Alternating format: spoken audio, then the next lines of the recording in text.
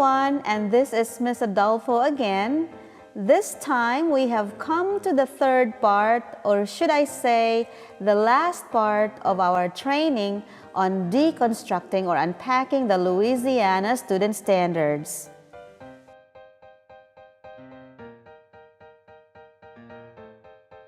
So just a little backgrounder, we all know that the Every Student Succeeds Act, or ESSA, had replaced the No Child Left Behind in 2015. The Every Student Succeeds Act, or ESSA, is now the nation's main education law for all the public schools from K to 12. ESSA is a complex law that affects all the students in the schools, including students with disabilities. The law holds schools accountable for how all the students can learn and achieve. So what is the goal of ESSA? ESSA is to provide all children significant opportunity to receive a fair, equitable, and high-quality education and to close the educational achievement gaps. ESSA is designed to support all the students, including the students with disabilities, in expanding educational opportunities and improving the students' outcomes. IDEA focuses specifically on ensuring eligible students with disabilities are provided individualized services and supports to enable them to be involved in and make progress in the general curriculum. And that is the very reason why today we are going to study how we can make effective and meaningful and relevant IEP. As we proceed, let us first pause to have our share or ponder activity. Now, this share or ponder activity is a useful strategy that you can have in the classroom because you would be allowing your students the opportunity to speak if they are ready or if they are confident enough to speak in front of the class. And also, you are allowing your other students who are shy or not so comfortable talking to just think about the question. And that is what we will do now. So here we go. Let us read our question. Which page or section of the IEP do you find more challenging to write than the other pages or than the other sections, and why? Again, which page or section of the IEP do you find more challenging to write than the other pages or than the other sections, and why? We may pause this video to allow our sharing. Let's share or ponder.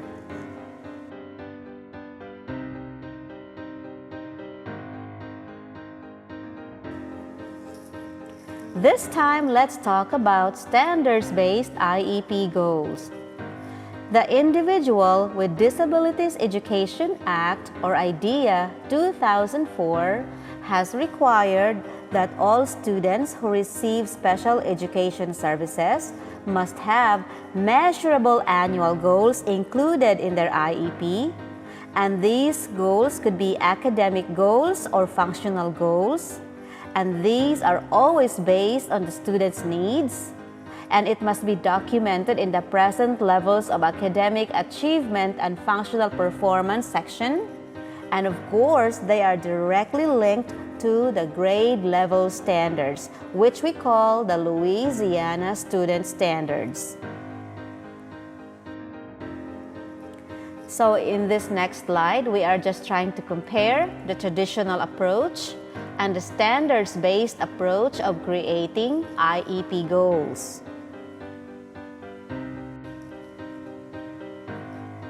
In the traditional approach, the IEP goal writers are deficit-focused. Of course, they can still include functional and developmental skills or functional behaviors and academics. While standards-based approach has the IEP writers to be competency-focused, of course, they're gonna include instructional strategies, assessment tools, and the access to the general curriculum.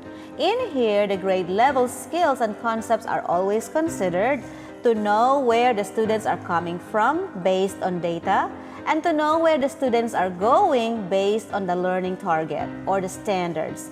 At this time, the IEP writer has to look at the zone of proximal development, which is to determine the distance between where the students are coming from and where the students are going, or what the students already know and what the students should know. So how is aligning the IEP goal and the Louisiana Student Standard important? To help me unlock the meaning of this to you, I would like to invite you to watch another video. Now, this video had inspired me, and I'm hoping that you would be inspired as well. So let's enjoy watching. Hello, and welcome to the 5-Minute IEP. Today's topic is standards-based IEP goals. Now that's a little bit tough. An IEP goal is about addressing and solving a delay. At the same time, it has to be connected with standards that are on grade level that are sometimes quite advanced. Seems like a bit of a conflict, but we'll discuss. Look at where the student is. Measure, assess, where's the gaps, where's the delays, what's something we need to follow. At the same time, you're going to be teaching content and you're trying to help pull students up to the grade level.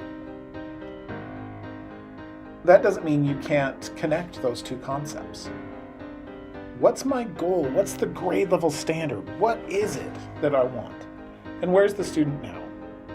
And then take a look at that gap. How are we going to take steps towards it? So we want the standard, but spiral down to where the student is. And that's where we can build. That's where we can scaffold up to that level. You know, if we just look at where the student's next step is and not the standards, we may not pull the student up enough. Standards can help us pull to a lifelong skill. Now, does that mean the students are going to, in 1 year, move up to grade level? I highly doubt that. Especially if there's a big, long language deprivation history. It might take a really long time, and maybe we'll never get to grade level.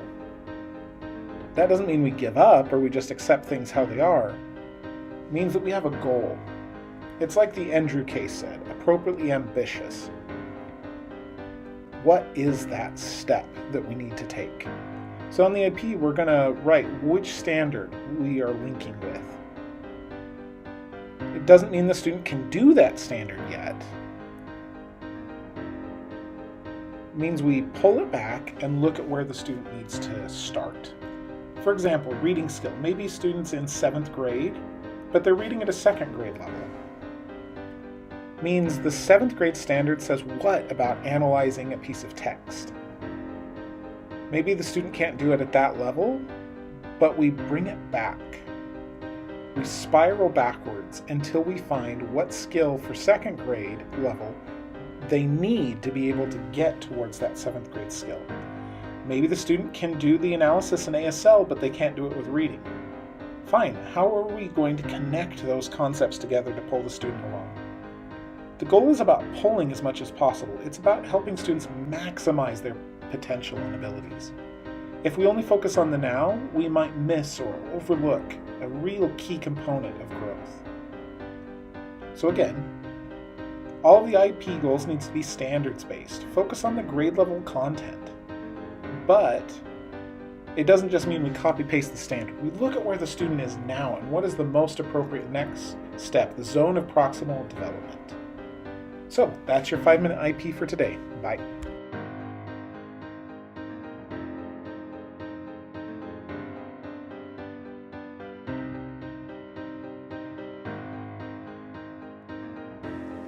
Thank you, and I do hope you enjoyed the video. At this time, we will do our share or ponder.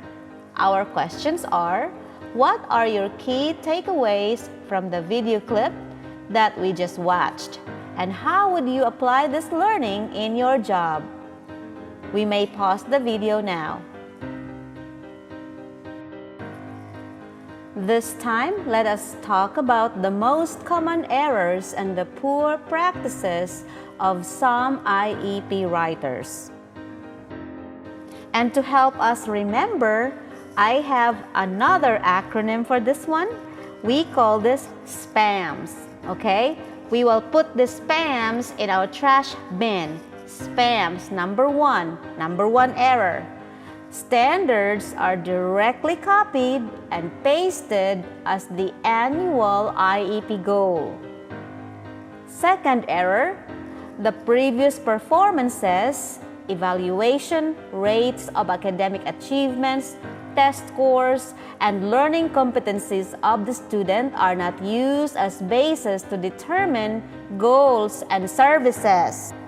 Assessment and academic supports considered to achieve the goal do not align with the school, district, and state assessment. So it may be too easy that during the time testing comes, the student is not even prepared. Now, the methods of measurement outlined in the IEP do not assess the rigor of the learning target or the goal and cannot provide viable evidence to measure student success. What does this mean? Let's say, for example, you have a student with a writing goal, and during the first 9 weeks, you are expecting that student to be able to address a prompt by writing a topic sentence and some supporting details. Then, when you went to your methods of measurement, you would see there that you had clicked observational data and documentation log. Do you think those methods of measurement would be enough to assess the rigor or to assess what your students can do in writing? What would be the best methods of measurement when it comes to writing?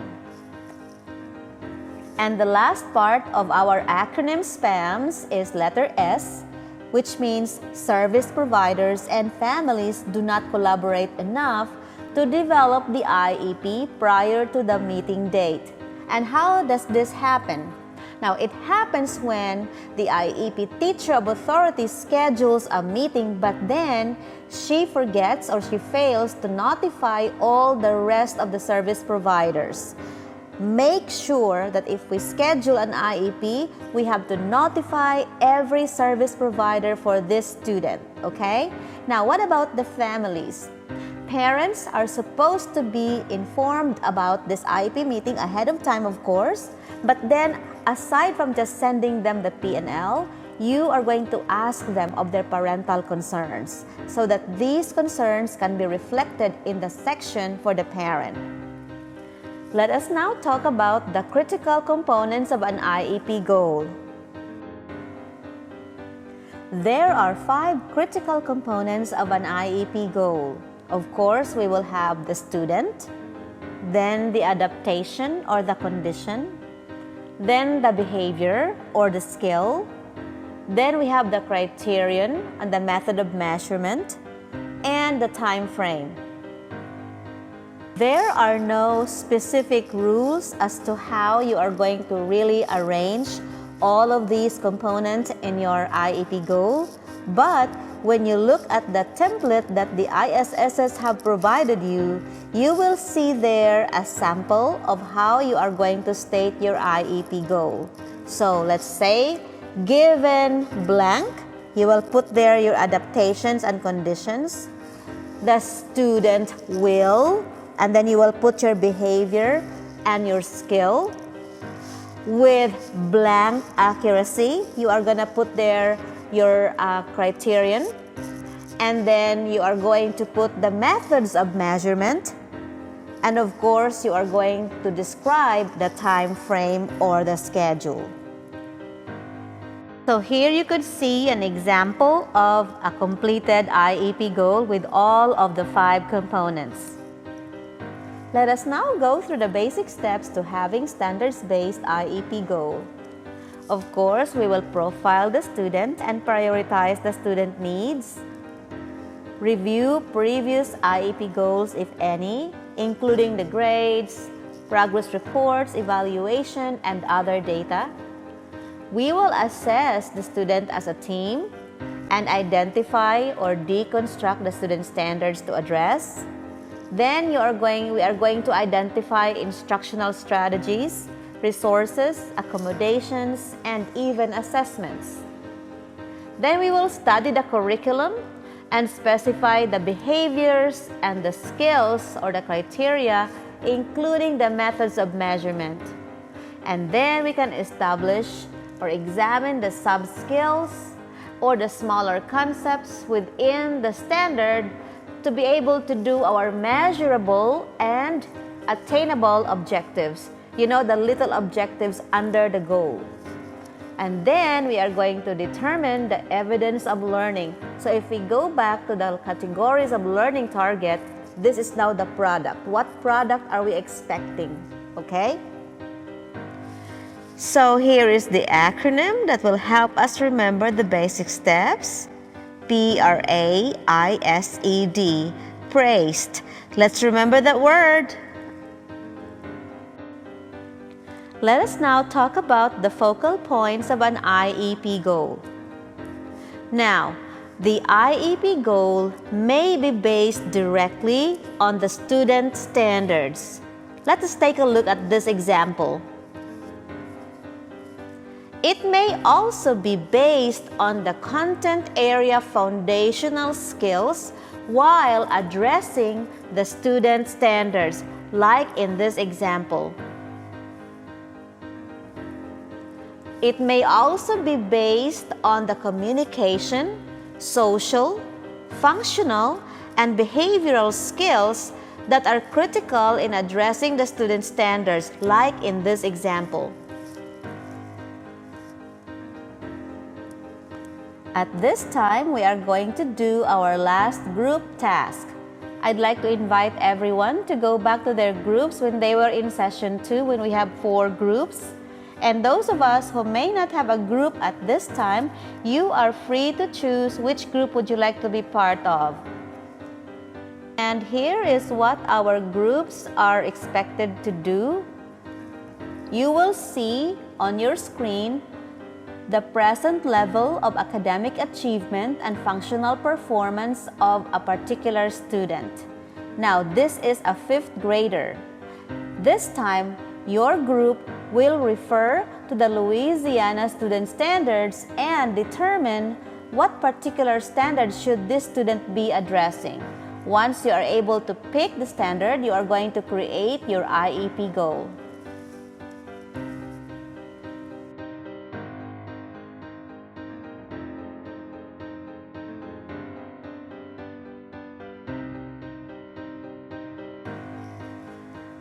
Our session has now come to an end, but I have here a take-home assignment for you. How would you improve this IEP goal? The student will solve linear equations with rational number coefficients with 60% accuracy as measured by observational data by the end of the IEP year.